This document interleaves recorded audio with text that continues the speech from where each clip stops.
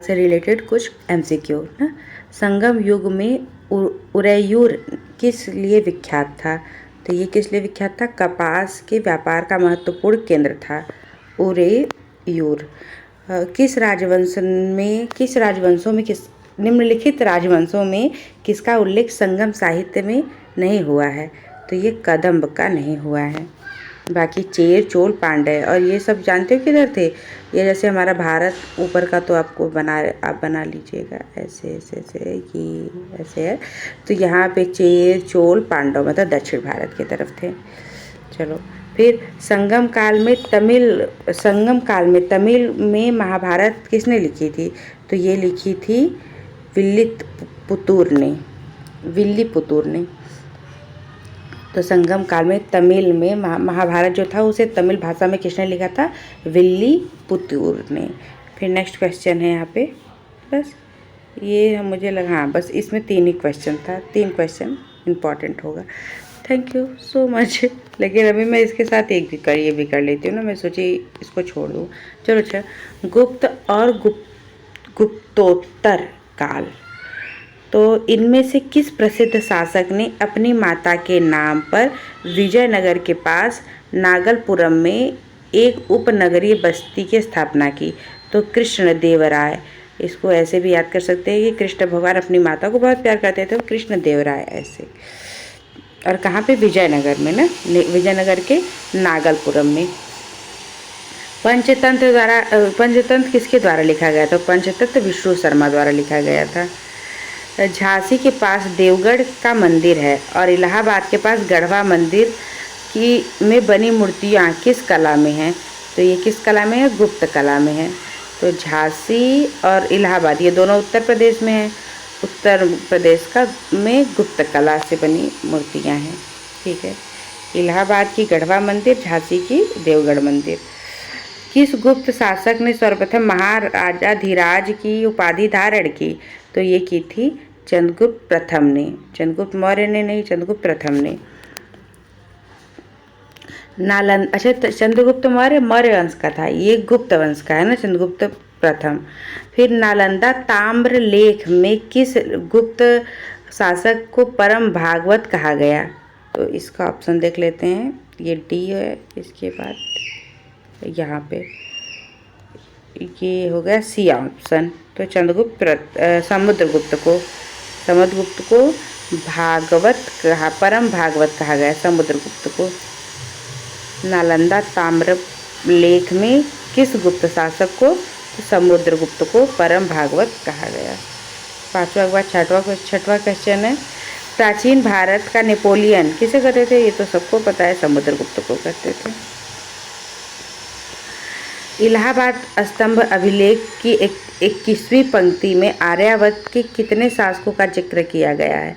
तो ये 9 शासकों का, 21वीं पंक्ति में 9 आर्यावर्त के 9 शासकों का जिक्र किया गया है। अच्छा, प्रसिद्ध इलाहाबाद प्रशस्ति का लेखक कौन है? तो इलाहाबाद प्रशस्ति का लेखक हरिशेर है। समुद्रगुप्त के विजयों का उल्लेख निम्नलिखित में से किस में मिलता है? तो ये मिलता है इलाहाबाद के अभिलेखों में। समुद्रगुप्त के विजयों का उल्लेख इलाहाबाद के अभिलेख में मिलता है। किस वंश ने सबसे अधिक समय तक शासन किया? तो किसने किया था? गुप्त वंश ने। चंद्रगुप्त प्रथम, चंद्रगुप्त द्वितीय, ऐसे करके कितने लोग हैं ना। फिर समुद्रगुप्त बहुत फेमस हुआ। नगरों का क्रमिक पतन किस काल की महत्वपूर्ण विशेषता है? गुप्त काल की, प्रतिहार, राष्ट्रकूट, तो ये गुप्त काल की। गुप्त काल में नगरों का क्रमिक पतन धीरे धीरे होने लगा था, ठीक है।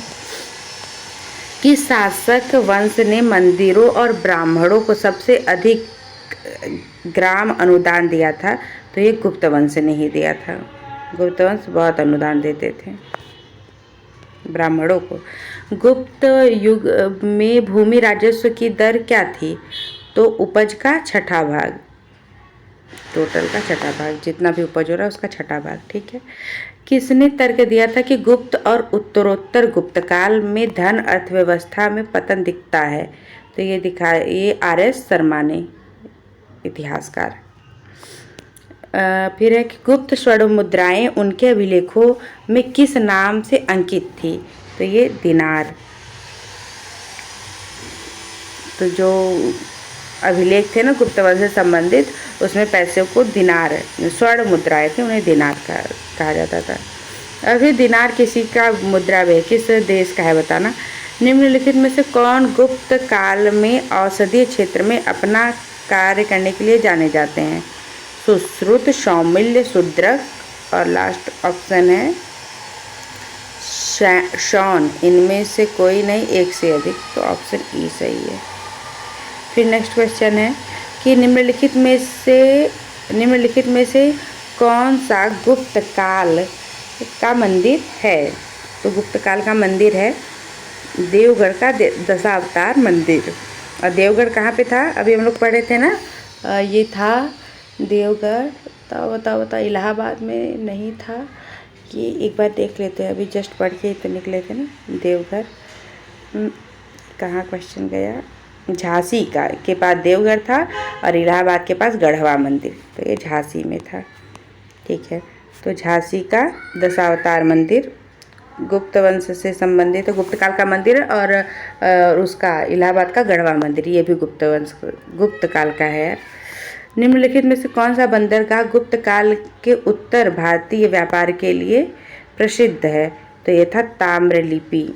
नहीं, क्वेश्चन है निम्नलिखित में से कौन सा बंदरगाह गुप्त काल में भारतीय व्यापार के लिए उपयोग किया जाता था? तो ताम्रलिप्ति। अच्छा,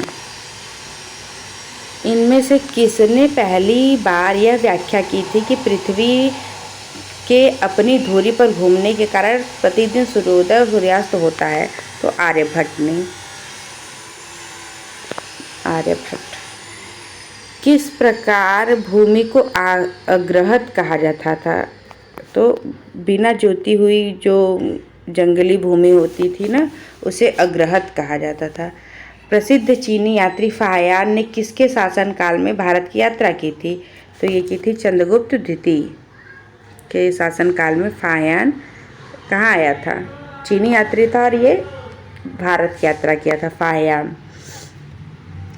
चंद्रगुप्त द्वितीय किस साम्राज्य के शासक थे? तो ये थे गुप्त वंश के। चंद्रगुप्त मौर्य जब रहेगा तो मौर्य वंश के। चंद्रगुप्त प्रथम, चंद्रगुप्त द्वितीय, ये सब गुप्त वंश के।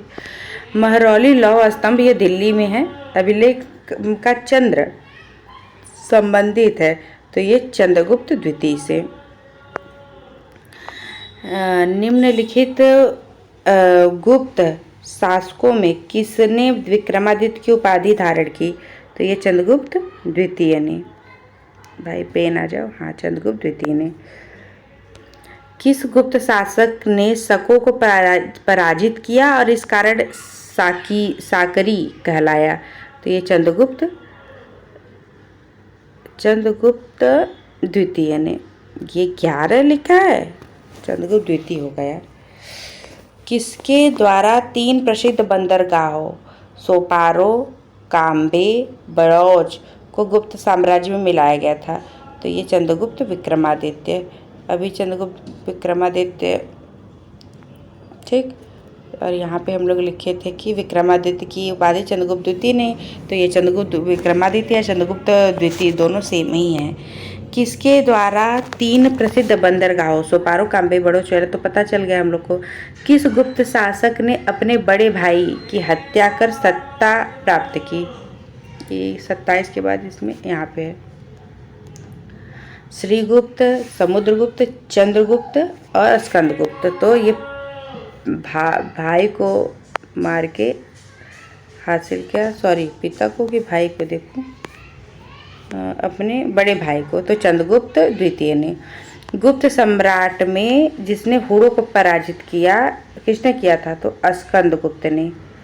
स्कंद ने हुड़ों को पराजित किया। मुद्रा राक्षस नामक पुस्तक के लेखक कौन है? तो ये विशाख दत्त हैं, ये तो याद भी होगा। देवी चंद्रगुप्तन नाटक के रचनाकार कौन थे? तो देवी चंद्रगुप्तन के भी विशाख दत्त ही थे। मुद्रा राक्षस के भी विशाख दत्त हैं। चलो जोड़ा, कौन सा जोड़ा सही नहीं है ना? तो पहला है कि दंडी 10 कुमार चरित्र दंडी, 10 से दंडित, ये सही मिलान है। विष्णुगुप्त शर्मा पंचतंत्र बृहद संहिता आर्यभट्ट नहीं लिखे थे। भास स्वप्नवासव दत्ता, तो बृहद संहिता आर्यभट्ट नहीं लिखे थे। अमरकोश में कितने प्रकार की भूमि का वर्णन है? तो अमरकोश में बी मतलब 12, अमरकोश में 12 प्रकार की भूमि का वर्णन है। आयुर्वेद के प्रसिद्ध ग्रंथ अष्टांग हृदय के रचनाकार कौन है? तो यह है वाग्भट्ट। वाग्भट्ट ने अष्टांग हृदय के रचनाकार हैं की रचना की। कुमार संभव महाकाव्य किसके द्वारा लिखा गया? तो ये कालिदास के द्वारा लिखा गया था। ये कालिदास के द्वारा कुमार संभव मालविकाग्निमित्रम ये सब। ताम्रपत्र लेख दर्शाते हैं कि प्राचीन काल में बिहार के राजाओं का संपर्क था किससे? जावा के सुमित्रा से, जावा सुमित्रा से। ताम्रपत्र लेख दर्शाते हैं। कर्नाटक वंश के संस्थापक कौन थे? तो ये थे न्यायदेव। अब कर्नाट वंश का अंतिम शासक कौन था? कर्नाट वंश का, अच्छा कर्नाटक नहीं था जी, वो कर्नाट था, ठीक है। कर्नाट वंश का संस्थापक कौन था? न्यायदेव। अब पूछ रहा है कि कर्नाट वंश का अंतिम शासक कौन था? तो वो था हरि सिंह। अच्छा वो था हरि सिंह कर्नाट वंश का। तो कर्नाट वंश पहली बार सुन रहे हैं। नालंदा विश्वविद्यालय की स्थापना का युग था। नालंदा विश्वविद्यालय किसने बनवाया था ना? तो पहला मौर्य है, दूसरा ऑप्शन है कुषाण गुप्त। तो नालंदा विश्वविद्यालय गुप्त साम्राज्य में बनाया गया था। नालंदा विश्वविद्यालय के संस्थापक कौन थे? तो कुमारगुप्त थे। कुमारगुप्त। कुमार लोग ही तो पढ़ने जाते हैं विद्यालय में, तो लिख देते हैं ऐसे याद करने के लिए कि कुमारगुप्त नालंदा विश्वविद्यालय की स्थापना किए थे। संस्थापक ने स्थापक। नालंदा विश्वविद्यालय के विनाश का कारण क्या था? तो यहाँ पे था मुसलमान, ठीक है। नालंदा विश्वविद्यालय किसके लिए प्रसिद्ध था? अच्छा नालंदा विश्वविद्यालय में ही था कि कोई मुग़ल शासक था? ऐसे एक कहानी बहुत अच्छी है, मैं कंफर्म करके बताऊंगी आगे। नालंदा विश्वविद्यालय किसके लिए विश्व प्रसिद्ध था? तो ये किसके लिए प्रसिद्ध था? बौद्ध धर्म दर्शन के लिए। हेनसांग चीनी यात्री था। भारत की यात्रा के समय सूती कपड़ों के उत्पादन के लिए प्रसिद्ध नगर था। जब उस समय जब हेनसांग आया था तो कौन था? तो वो मथुरा था। सूती वस्त्रों के उत्पादन के लिए मथुरा था। चीनी यात्री हेनसांग ने किस विश्वविद्यालय में अध्ययन किया था? तो वो किया था नालंदा विश्वविद्यालय। और नालंदा विश्वविद्यालय की स्थापना किसने की थी? कुमारगुप्त ने ना, कुमारगुप्त ही था ना। एक बार फिर देख लेते हैं। नालंदा विश्वविद्यालय की स्थापना कुमारगुप्त ने की थी, ठीक है। फिर है यहाँ तक हो गया। यहाँ अब चीनी यात्री थानेश्वर की राजधानी थी वर्धनो की राजधानी थानेश्वर थी, वर्धन। कवि बाढ़ निवासी थे किसमें? उपरोक्त में से कोई नहीं। हर्षचरित पुस्तक किसने लिखा था? तो बाणभट्ट ने लिखा था। हर्षवर्धन के शासन काल में चीनी यात्री ने भारत की यात्रा की थी, तो किसने की थी? डेनसांग ने नहीं, हेनसांग ने की थी। ये हेनसांग होगा। हर्षवर्धन, ह से हर्षवर्धन, ह से हेनसांग। वर्धन राजवंश की स्थापना किसने की थी? तो पुष्यभूति ने की थी। चीनी यात्री युआंग चुआंग भारत कब आया था? तो इसका तो देखना पड़ेगा ना, बी में आया था, मतलब 629 ईस्वी में आया था। फिर हमारा क्वेश्चन है कि अब हम लोग यहाँ पे मिलान करते हैं ना, तो अब यहाँ से मिलाते हैं।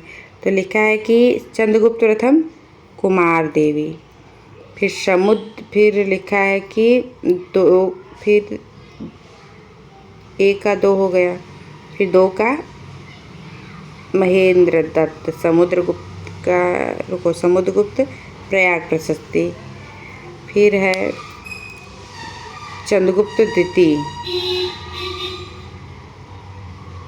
फिर एक का तो फिर सी का 4, चंद्रगुप्त द्वितीय को विक्रमादित्य की उपाधि मिली थी ना, हाँ ये हो गया। इसके बाद कुमारगुप्त प्रथम महेंद्र दत्त, ऐसे ही ये सही हो जाएगा। इसके बाद हम देखते हैं चंद्रगुप्त, एक बार फिर देख लेते हैं। चंद्रगुप्त प्रथम कुमार देवी, समुद्रगुप्त प्रयाग प्रशस्ति में, और चंद्रगुप्त द्वितीय विक्रमादित्य, कुमारगुप्त प्रथम महेंद्र दत्त, ठीक है। इसके बाद कल्हड़ की पुस्तक का नाम क्या है? तो कल्हड़ की पुस्तक का नाम राजतरंगिणी है। पूर्व गुप्त काल में शीशे के सिक्कों की एक बड़ी मात्रा जारी की गई थी, तो किसने की थी? शीशे की नहीं जी, सोने की। चलो अच्छा, शीशे सोना लिखने से हो सकता है शीशे का सिक्का रहा हो। किरातार्जुनीय पुस्तक किसने लिखी थी? तो ये भारवी ने लिखी थी, ये हो गया। अब गुप्त और गुप्तोत्तर साम्राज्य, अभी इसके कुछ और क्वेश्चन है, लेकिन अब हम यही कंप्लीट करेंगे, बाद में हम नेक्स्ट वो देखेंगे ना, तब के लिए बाद में मिलते। Thank you so much. और ये मुझे PDF मिला है वो टीचर एकेडमी से, तो उसी का वो मैं रिवीजन करी, तो मैं सोच रही इसका वीडियो भी अपलोड करती रहूँ। Thank you so much. एक बार यही चीनी यात्री युआंग चुआंग कब आए थे? 629 में ना, 49 का B, ठीक है। Thank you.